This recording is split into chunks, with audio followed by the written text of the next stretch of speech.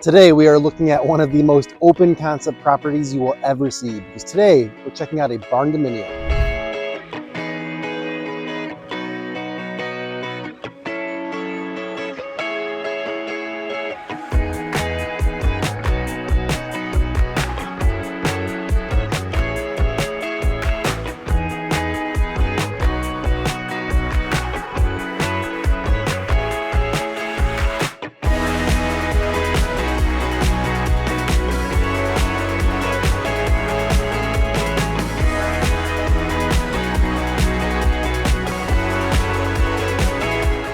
Good morning and welcome back to another Charlotte area house tour. My name is Justin Yanks. I am a Charlotte realtor showcasing some amazing homes like this one, giving you the insight into what Charlotte, North Carolina has to offer. Now today we are here in Waxhaw, North Carolina, which is just southeast of Charlotte, and we're only about 10 minutes away to downtown Waxhaw. And we're touring this beautiful 2024 Barndominium that just hit the market today.